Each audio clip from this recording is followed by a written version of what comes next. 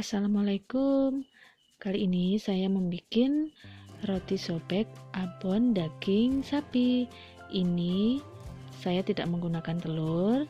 Saya membuatnya menggunakan metode spong endok. Mari teman-teman kita lihat videonya.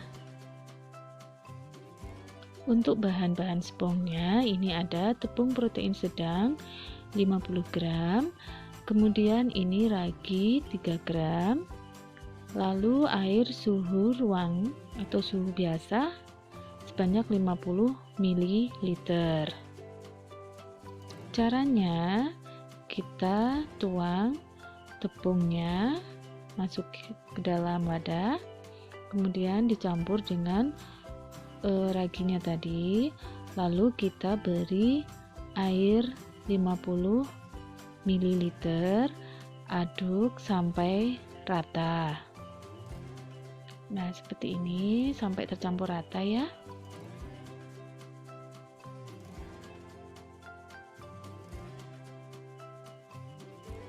Apabila sudah tercampur rata, kemudian saya tutup dengan plastik wrap. Saya diamkan di suhu ruangan maksimal selama 6 jam.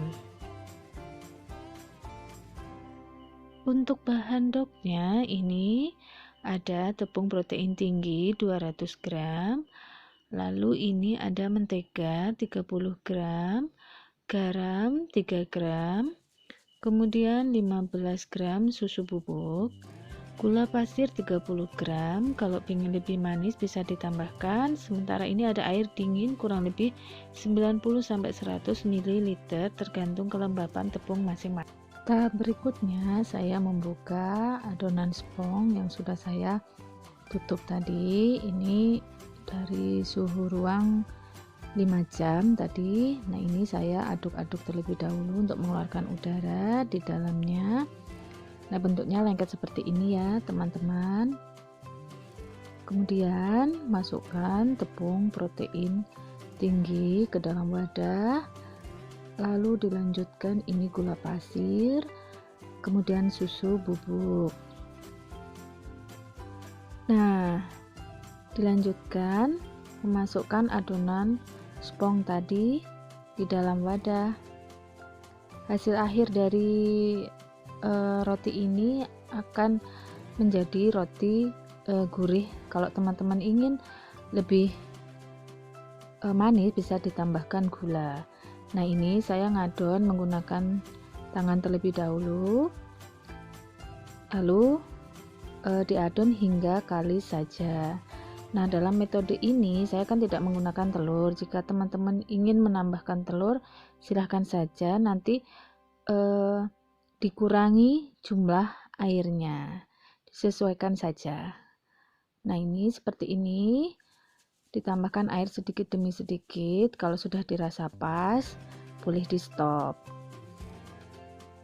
Lalu kalau sudah kalis, masukkan butternya dan garamnya.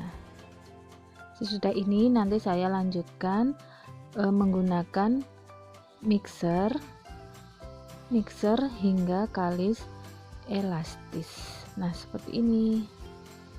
Teman-teman bisa mencoba metode ini ya.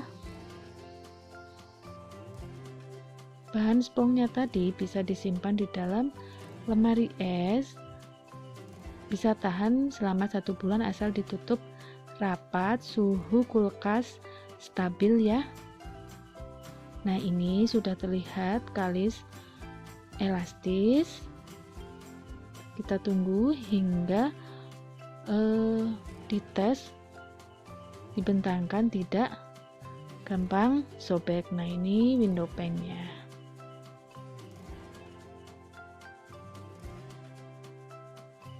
Lalu bulatkan adonan di wadah, lalu kita proofing kurang lebih 10 hingga 15 menit. Nah, ini sudah proofing pertama, lalu saya tonjok-tonjok untuk mengeluarkan udara yang terjebak di dalam adonan. Tahap selanjutnya kita akan membagi adonannya. Di sini saya menggunakan loyang ukuran 22 cm x 11 dengan tinggi 7 cm. Nah, ini saya akan membagi masing-masing untuk masuk ke loyangnya, yaitu 35 gram. Kemudian yang ada di cup kurang lebih 55 sampai 56 gram. Tahap berikutnya ini saya merounding, membulatkan adonan yang sudah dibagi tadi, kemudian dimasukkan ke dalam loyang maupun di cup papernya. Nah, seperti ini teman-teman. Kalau mau menggunakan loyang yang lebih besar, tidak apa-apa, disesuaikan saja untuk besaran dough-nya. Nah, ini udah siap, lalu saya proofing hingga membesar hampir 2 kali lipatnya. Tara, ini sudah mulai siap untuk di oven. Kemudian saya olesi dengan menggunakan susu cair di atas permukaan rotinya.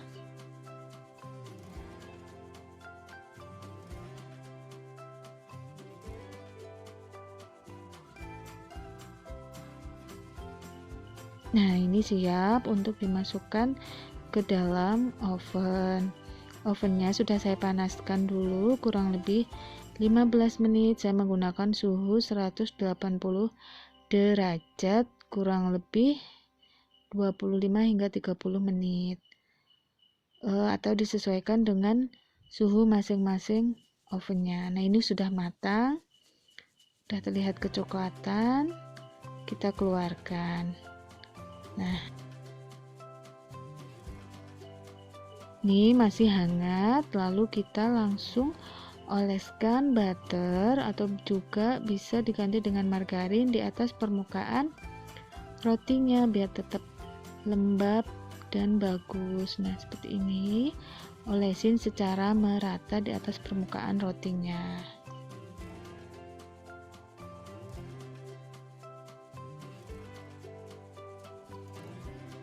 Nah, lalu kita keluarkan dari loyang, segera taruh di cooling rack. Nah, ini terlihat montok dan lembut meskipun tidak menggunakan telur. Kita tunggu hingga dingin, lalu kita beri olesan untuk supaya abonnya nempel. Nah, ini sudah matang. Tunggu dingin ya.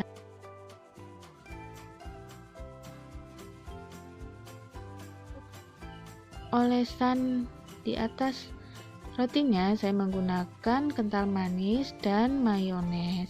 Perbandingannya 1:3 atau disesuaikan dengan selera teman-teman. Nah, ini 3 sendok untuk mayonesnya dan 1 sendok kental manis, campur jadi 1, diaduk-aduk. Nah, seperti ini saja.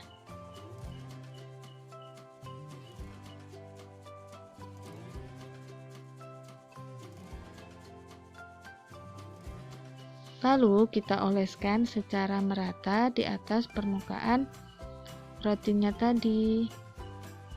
Nah, untuk banyak sedikitnya tergantung selera kita. Oleskan secara merata di atasnya.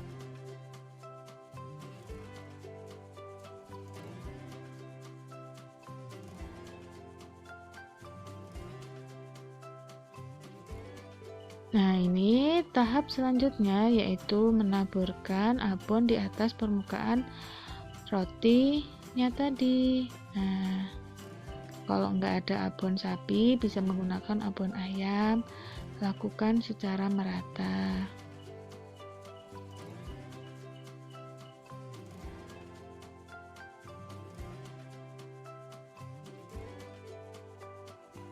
Tara, ini sudah jadi abonnya. Meskipun dimakan sendiri, tetapi penampilannya harus tetap diperhatikan.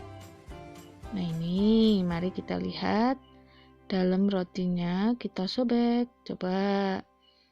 Nah, ini terlihat lembut dalamannya tuh meskipun tidak menggunakan telur. Terima kasih teman-teman sudah menonton. Jangan lupa like, komen, dan subscribe.